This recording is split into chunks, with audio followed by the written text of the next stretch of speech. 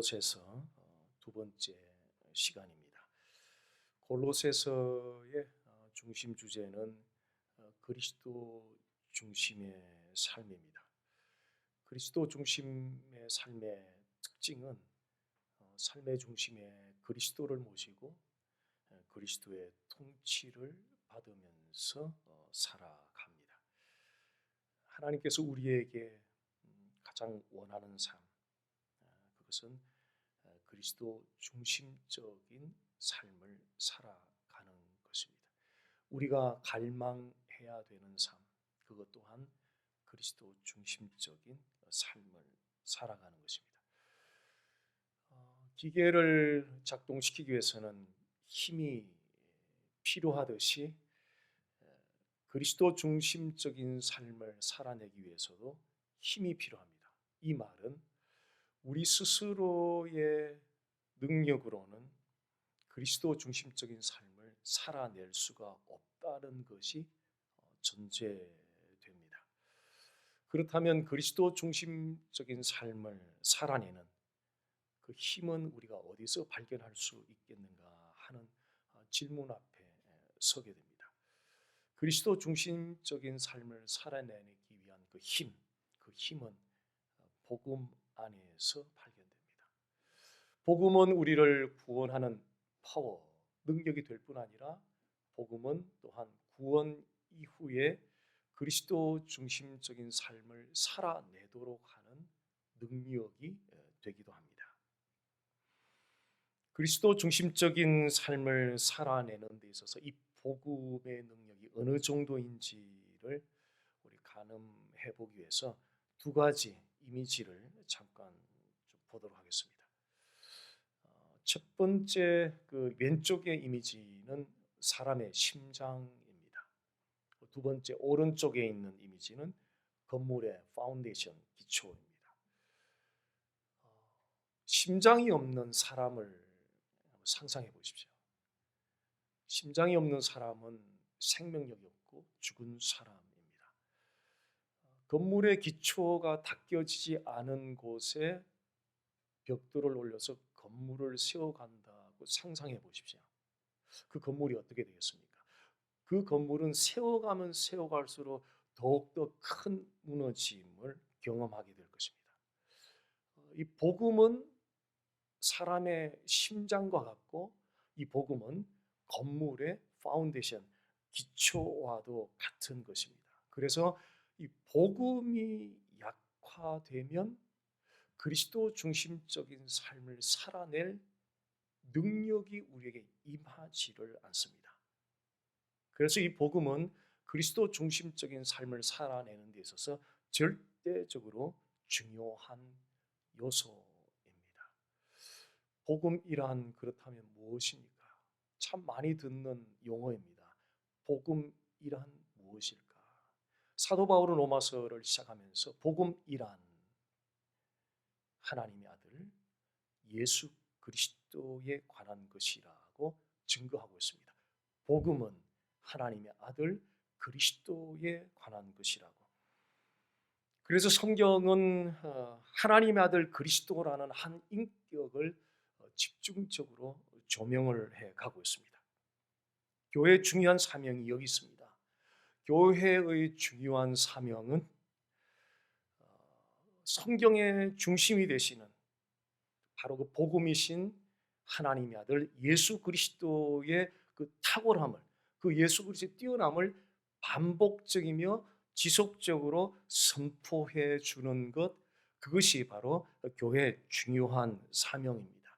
우리가 바라보아야 하는 표대, 그것은 복음이신 예수 그리스도시고요. 우리가 남겨놓아야 되는 흔적, 누군가에게 전해주고 다음 세대에 전해줘야 되는 something, 그것 또한 복음이신 예수 그리스도입니다. 오늘 말씀은 사도 바울이 이 복음과 관련한 세 가지 감사의 기도를 드리고 있습니다. 바울이 드리고 있는 세 가지 감사의 기도 내용과 그리스도 중심적인 삶을 살아내는 과의 이 관련성에 대해서 오늘 살펴보도록 하겠습니다. 첫 번째 감사 기도 내용입니다. 3절 4절 말씀 잠깐 다시 좀 보도록 하겠습니다. 우리가 너희를 위하여 기도할 때마다 하나님 곧 우리 주 예수 그리스도의 아버지께 감사하노라. 이는 그리스도 예수 안에 너희의 믿음과 모든 성도에 대한 사랑을 들었으며, 4절 말씀을 특별히 주목하면요, 사도 바울이 지금 골로새 교회 앞으로 감사드리고 있는 기도 내용이 나와 있거든요. 그 기도 내용은 너희의 믿음과 모든 성도에 대한 사랑, 즉 골로새 교회 성도들의 믿음과 사랑으로 살아내는 그 삶에 대해서 바울이 특별히 감사의 기도를 드리고 있습니다. 그 믿음과 사랑에 이렇게 성경에 좀 서클을 해놔도 좋을 것 같습니다. 5절 말씀 보면은요, 너희를 위하여 하늘에 쌓아둔 소망으로 말미암음이니 곧 너희가 전에 복음 진리의 말씀을 들은 것이라. 하늘에 쌓아둔 소망은 골로새 교회 성도들이 믿음과 사랑으로 삶을 살아낸 결과로 얻게 되는 영광스러운 보상, 다시 말하면 하늘의 복을 가리킵니다. 이 땅의 복과 하늘의 복에는 차이가 있는데요, 그 차이에 대해서 예수님께서 비유를 들어서 말씀해 주셨던 적이 있습니다. 보물을 땅에 묻어두면은 좀이 먹고 녹이 슬고 도둑이 와서 훔쳐간다고 말씀하셨습니다. 즉, 이 땅의 복은 사라진다는 거죠. 이 땅의 복은 완전하지 않고 영원하지 않고 일시적이라는 사실을 이 비유를 통해서 예수님께서 말씀하셨습니다. 반면에 보물을 하늘에 쌓아두는 것은 거기는 좀도 먹지 않고 녹도 쓸지 않고 도둑도 훔쳐가는 일이 없는 영원토록 보존이 된다라고 말씀하셨습니다. 하늘의 복은 하나님께서 영원토록 보존해 주시는 복입니다. 믿음과 사랑으로 이 땅에서 살아내는 삶은 마치 보물을 하늘에 쌓아두는 것과 같습니다.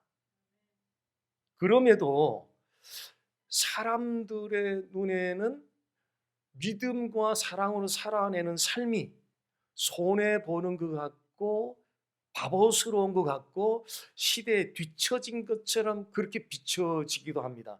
그러나 하나님은 이 땅에서 믿음과 사랑으로 살아내는 자들의 그 삶에 대해서 하나님은 well done 인정하시고, 믿음과 사랑으로 살아낸 삶에 대해서 forever He will remember, 하나님은 영원토록 이 삶에 대해서 기억하실 것입니다. 중요한 것은 하나님이 어떻게 생각하시느냐 하는 거죠. 중요한 것은 사람이 어떻게 하고 있느냐가 아니라, 중요한 것은 이 세상의 관점이, 이 세상의 상식이 어떻게 바라보느냐, 이밸류에이트 하느냐가 중요한 것이 아니라, 중요한 것은 하나님 앞에 가면은 그분과 나를 불러준 1대1밖에 남지 않거든요. 결국은 그분이 어떻게 이밸류에이트 하는가에 우리는 초점을 맞춰야 된다. 믿음과 사랑의 삶을 살아낸 사람들에 대해서는 하나님께서 반드시 인정하신다. 그리고 그들의 삶에 대해서 영원토록 보존하시고 기억하실 것이다 하는 것입니다.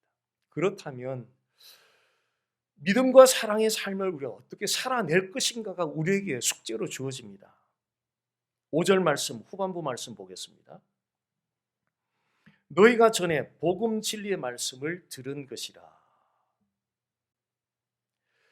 골로새 교회 성도들이 믿음과 사랑의 삶을 살아내게 된 원인을 지금 짚어주고 있는데요, 그것은 복음 진리의 말씀을 들었기 때문이라고 바울이 직접 포인트를 하고 있습니다. 즉, 골로새 교회 성도들이 복음 진리의 말씀을 들었기 때문에 그 복음 진리의 말씀에 영향을 받아서 그 복음 진리의 말씀이 원인이 되어서 골로새 교회 성도들이 믿음과 사랑의 삶을 살아낼 소위 동력을 얻게 되었다, 그 이야기를 하고 있는 거거든요. 바울이 첫 번째로 드리고 있는 감사의 기도는 골로새 교회에 들려진 복음으로 인한 감사의 내용입니다. 우리가 고민하는 것은 믿음과 사랑의 삶을 살아내기 위한 시도를 하지 않았다는 데 우리의 고민이 있는 것이 아니라 믿음과 사랑의 삶을 살아내기 위해 수없이 반복적으로 시도함에도 불구하고 반복적으로 실패하고 있는 우리 자신을 발견하면서 우리가 여전히 고민 가운데 빠지는 것 같습니다. 왜 그럴까? 이렇게 또 다짐했는데 왜 이럴까? 분석합니다. 내 결심이 약했던 것인가? 내 의지가 약했던 것인가? 왜 이럴까? 왜 이럴까? 우리의 의지가 약한 것도 한 이유가 될 수 있고 우리의 결심이 약했던 것도 우리 한 부분의 이유가 될 수 있는데 근본적인 이유는 따로 있습니다. 우리가 그렇게 많은 시도를 함에도 불구하고 믿음과 사랑의 삶을 살아내는데 반복적으로 실패하게 되는 근원적인 이유가 한 가지 있는데요. 그것은 우리 결심이 약하거나 의지가 약한 것보다 그 이전에 근원적인 문제가 있는데 그것은 복음에 충분히 젖어서 사는데 실패하고 있기 때문입니다. 복음에 충분히 젖어서 살아가는데 실패하고 있기 때문입니다. 왜 그런지 아세요? 복음은 우리가 믿음과 사랑의 삶을 살아내기 위하여 우리가 의지를 엑서사이즈 하는데 우리가 엑서사이즈 하는 이 의지를 복음은 하나님의 뜻대로 위를 엑서사이즈 하도록 동력을 주시는 본체가 복음이라는 거예요. 우리가 엑서사이즈 하죠. 내 의지로 믿음과 사랑의 삶을 살아야지 하고 내 의지를 엑서사이즈 하는데 이 엑서사이즈는 의지가 복음의 영향을 받지 않은 나의 결심으로 엑서사이즈하면 하나님의 뜻대로 엑서사이즈 되는 윌이 아니라 내 뜻대로 엑서사이즈는 윌이 되기 때문에 결심은 하지만 믿음과 사랑의 삶을 살아내는 데는 반복적으로 실패를 하게 된다는 거예요. 동력이 필요해요. 동력이. 우리가 뭔가를 프랙티스하기 전에 기독교는 율법의 종교가 아니라 기독교는 하나님의 은혜의 종교요, 복음의 종교이기 때문에 우리가 뭔가 엑서사이즈를 하기 전에 더 중요한 것은 복음의 동력이 필요해요. 복음의 동력이. 우리가 이 의지를 사용하는데 의지가 반드시 하나님의 뜻대로 의지가 사용되어지지 않은 동력은 반드시 가스풀에서 온다는 거예요. 복음에서 온다는 거예요. 그래서 복음에 젖어 살지 않는 것이 믿음과 사랑의 삶을 살아내는데 반복적으로 실패를 할 수밖에 없다.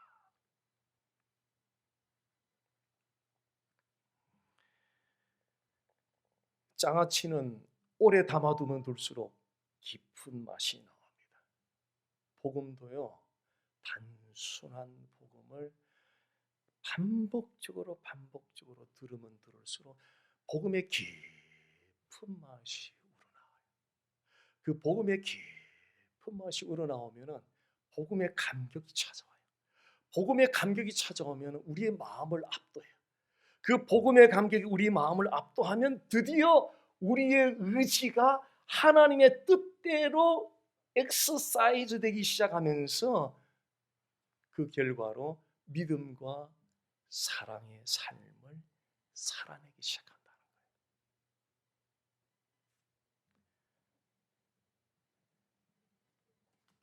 그리스도 중심적인 삶을 살아내는 그 비결은 매우 간단합니다. 세상 종교는 굉장히 복잡해요. 많은 수양을 거쳐야 되고요. 많은 금욕 생활을 해야 되고. 근데 기독교는 너무 심플해요.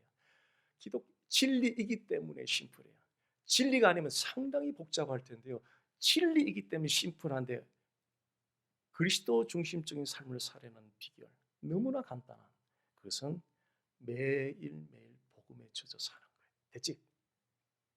복음에 젖어 사는 거예요. 성경을 읽을 때마다 복음을 만나기 위한 간절함으로 성경을 읽고요. 설교를 전하는 자나 설교를 듣는 자들이 목표가 복음을 전하고 복음을 듣고 복음을 사모하는 마음으로 전하고 듣고요. 양육하는 과정에서 복음을 만나고자 하는 간절한 마음으로 양육의 과정들이 진행이 될 때에 우리는 복음에 젖어드는 은혜를 누리게 됩니다. 가랑비에 옥기 젖는다는 말이 성경을 볼 때마다 막연하게 성경을 보는 것이 아니라 성경을 볼 때마다 복음을 사모하는 마음으로, 내가 오늘 복음을 만나야 되겠다는 갈망하는 마음으로 성경을 바라고, 설교를 들을 때도 복음을 만나고, 설교자에게도 요청할 때마다 목사님, 다른 소리가 아니라 오늘 이 시간 온 것은 그 복음 듣고 싶어요. 내 영혼이 그 복음을 기다려요. 다른 소리가 아닌 그 복음 좀 들려주세요라는 갈망하는 마음으로 그 설교를 듣고요. 양육하는 모든 과정에서 키워드도 복음이거든요. 복음이 드라이브 되게, 복음이 일하게끔 하면, 복음에 젖어들면 그 복음이 동력이 되어서 드디어 믿음과 사랑의 삶을 살아내기 시작한다는 거죠. 이게 복음의 비밀이고 복음의 놀라운 능력입니다. 오늘 우리가 직면해야 되는 중요한 질문은요, 복음에 관한 이론을 알고 있느냐는 질문이 아니라 복음에 젖은 은혜를 누리고 있느냐입니다. 복음에 관한 이론을 알고 있느냐가 아니라 복음에 젖은 은혜를 누리고 있는가입니다.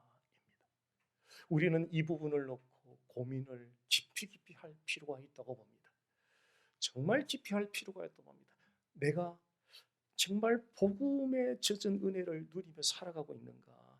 진정으로 추루리 거듭난 신자라면 복음에 젖어 있지 아니한 나 자신을 발견할 때마다 불편을 느껴야 돼. 나 자신에 대해서 화가 나야 돼. 화가. 복음에 젖어 있지 않은 나 자신을 발견할 때마다 막 분노가 끌어올라야 되고 불편함을 느낄 수 있어야 된다는 거죠. 복음의 목표는 결코 이론적인 데 있지 않고요. 복음의 목표는 그리스도께 젖어서 그리스도의 풍성한 은혜를 누리는 데 복음의 목표가 있습니다. 이것이 우리가 그리스도 중심적인 삶을 살아가기 위해서 매일매일 걸어가야 되는 신앙의 길입니다. 너무 간단하지 않습니까? 복음에 젖어 사는, 오늘 하루 내가 어떻게 복음에 젖어 살까를 고민하는 거죠. 아침에도 오늘 아침에 내가 어떻게 이 복음에 젖어 살 수 있을까? 점심 때도 어떻게 이 복음에 젖어 살 수 있을까? 저녁 때도 어떻게 복음에 젖어 살 수 있을까? 결국 변화의 능력은 복음에서 나오는 것이거든요. 복음이 일하게 하면 그 복음은 하나님의 능력을 수반해서 우리의 변화를 이끌어 줄 수가 있습니다. 이 복음이 이미 너희에게 이르매 너희가 듣고 참으로 하나님의 은혜를 깨달은 날부터 너희 중에서 같이 또한 온 천하에서도 열매를 맺어 자라는도다. 자, 사도 바울은 골로새 교회 성도들이 역사했던 그 복음이 온 천하, 모든 민족을 상징하는 온 천하에도 그 복음이 열매를 맺고 자라가고 있는 것에 대해서 감사를 드리고 있습니다. 바울이 드리는 두 번째 감사 기도 내용입니다.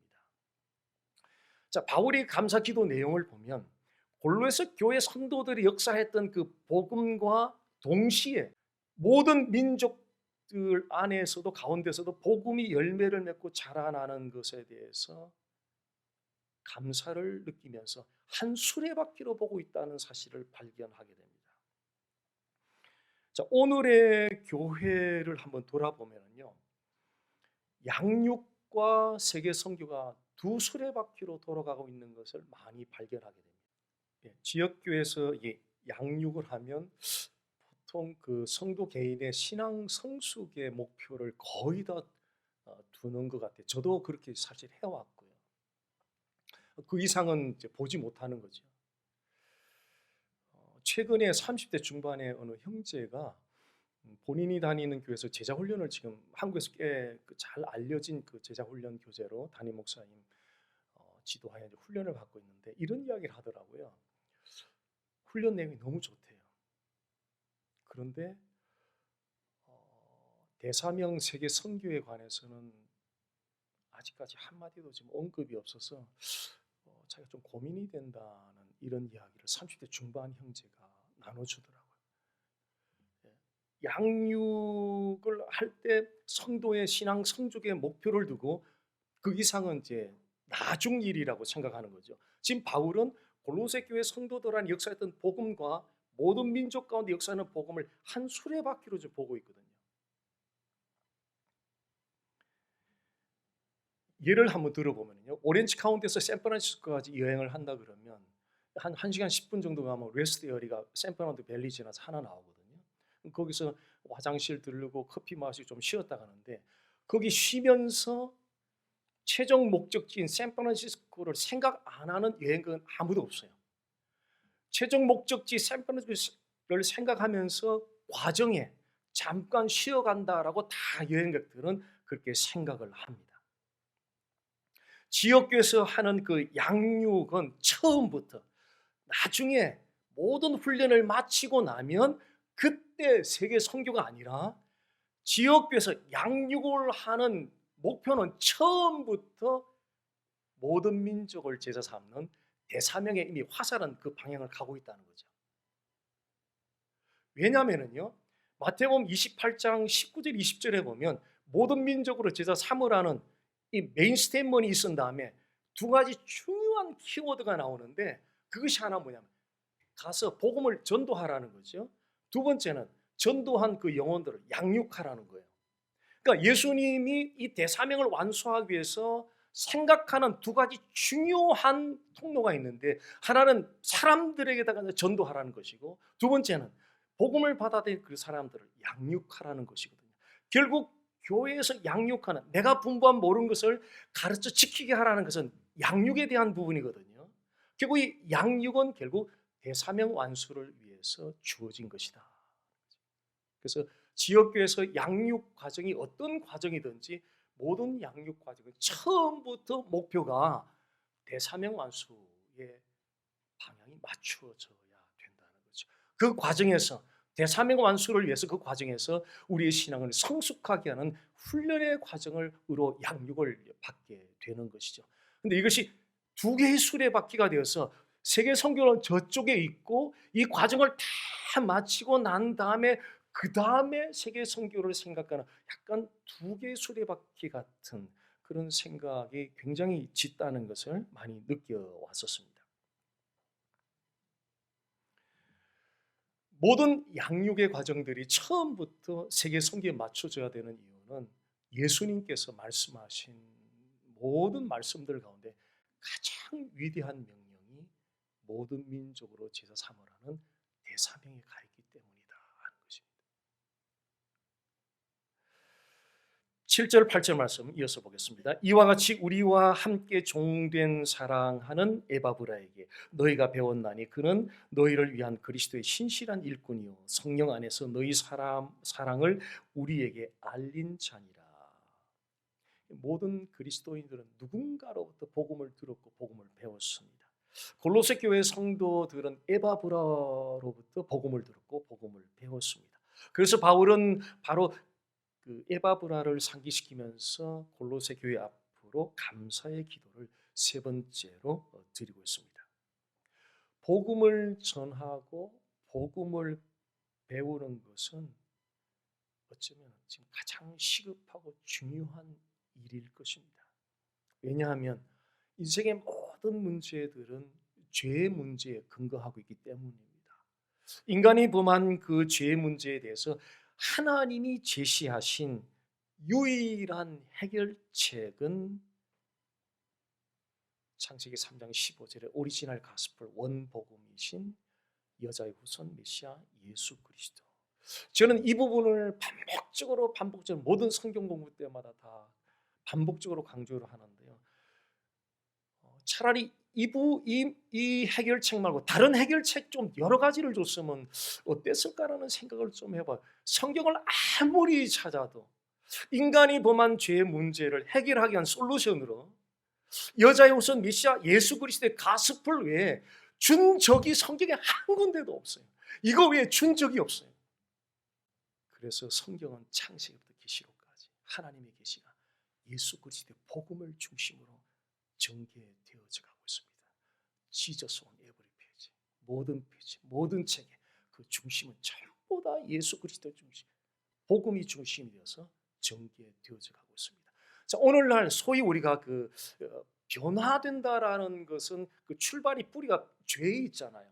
우리가 변화된다는 것은 하나님의 형상을 상실했다는 이야기잖아요. 그럼 상실한 하나님의 형상을 변화되기 위한 이것은 다시 말하면 그 뿌리가 죄에서부터 시작된 거잖아요. 하나님의 형상을 상실했다는 것은 죄의 문제부터 시작됐잖아요. 그렇다면 이 죄의 문제에 대한 해결책으로 예수님은 예수님의 복음 외에는 주신 적이 없어요.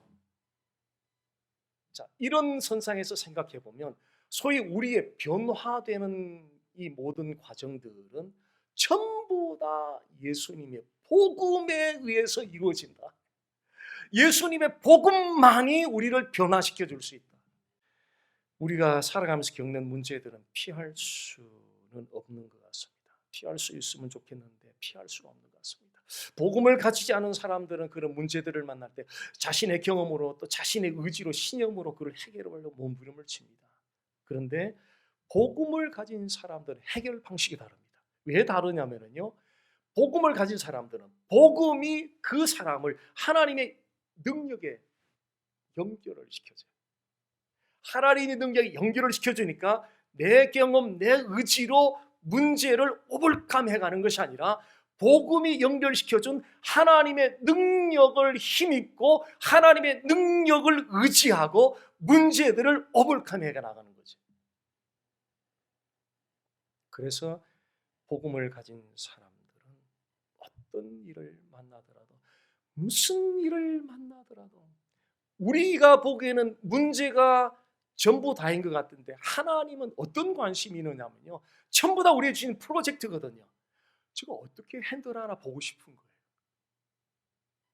정말 나의 능력을 의존하면서 핸들하는가를 하나님은 그거 보고 싶은 거지, 문제가 일어났다는 것 자체는 하나님의 빅딜이 아니다. 그 문제들을 어떻게 드라이브 하는가, 그 문제들을 어떻게 대처하는가가 하나님이 보고 싶어하는 중요한 포인트다. 복음이 우리에게 무엇을 말씀하는지 생각해 보신 적 있습니까? 복음은 그리스도께서 죽음까지도 불사할 정도로 나는 너를 사랑해. 복음은 우리에게 말해주기를 그리스도께서 죽음까지도 불사할 정도로 너를 사랑해 라는 사실을 알려주고 있습니다.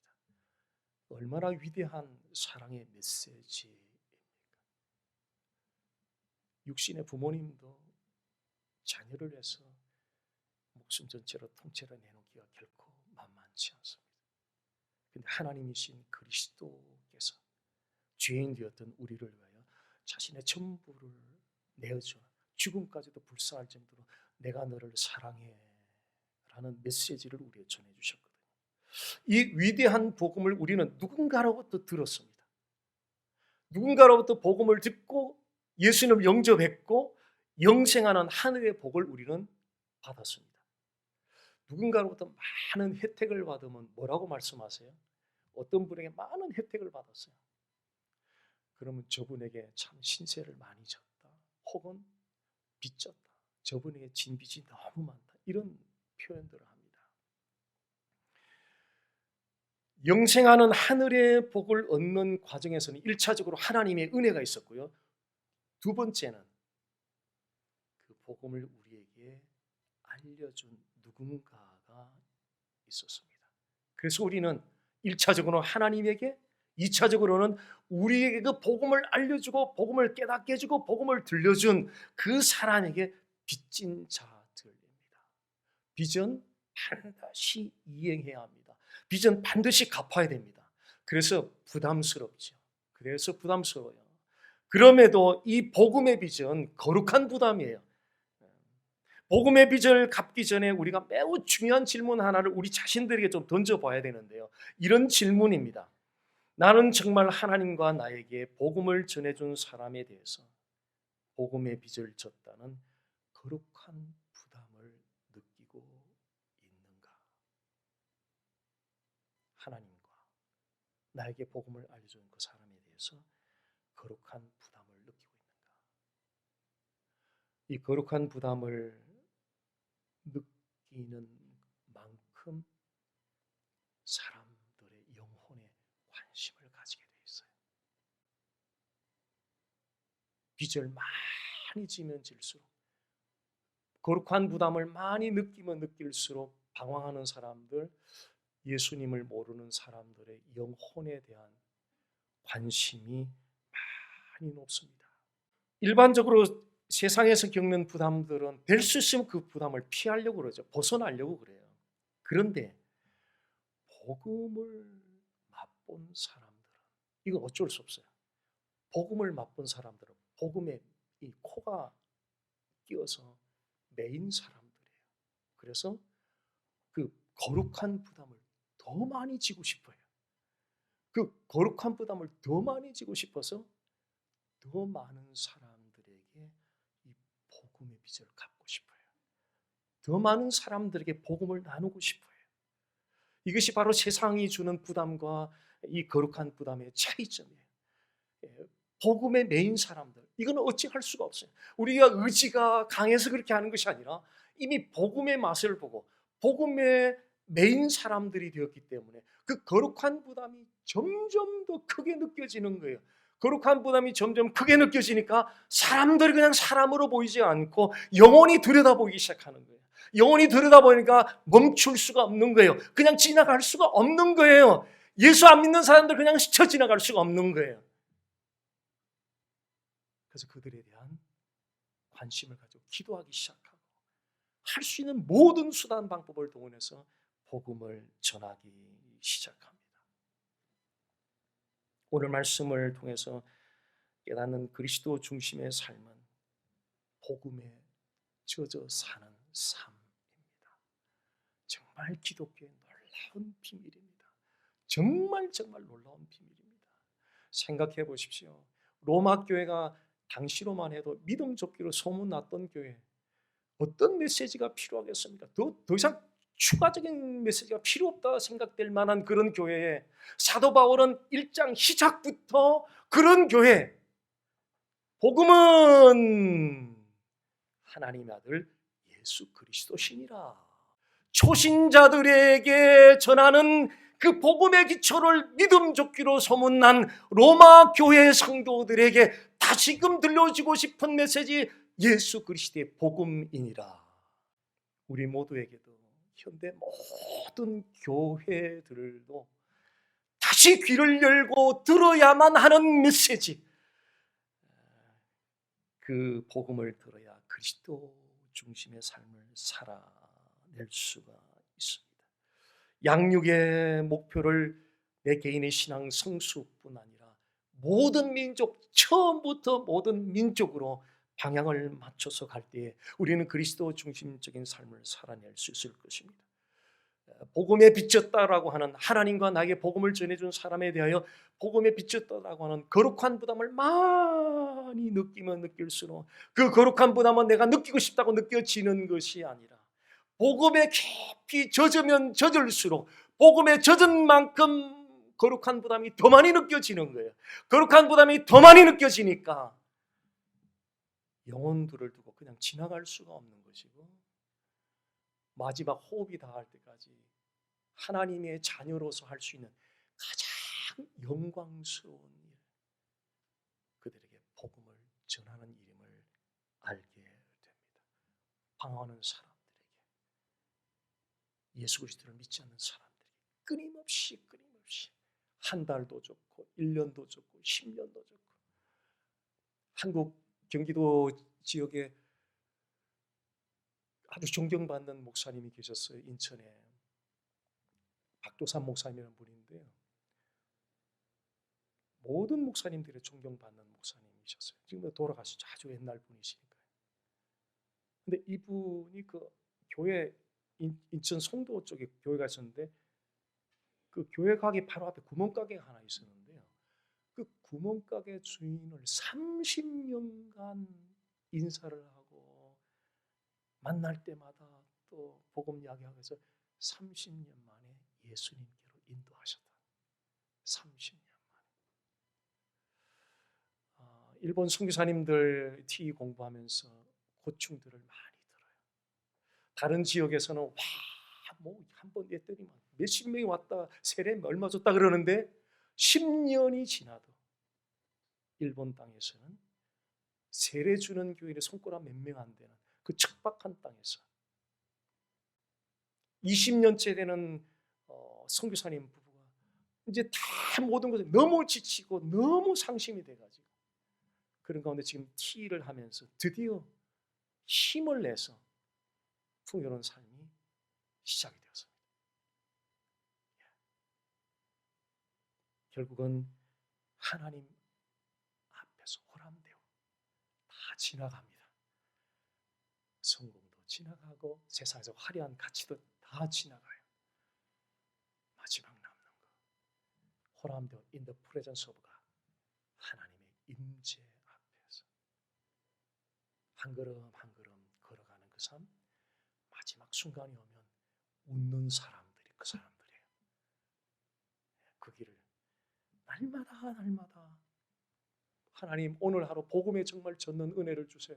내일도 하나님 복음의 은혜에 젖는 삶이 되게 해주시라는 갈망으로 걸어간다면 우리는 분명히 어제보다는 지난달보다는 작년보다는 훨씬 나은 그리스도 중심적인 삶, 믿음과 사랑으로 살아내는 삶이 우리를 통하여 분명히 나타나게 될 줄 믿습니다.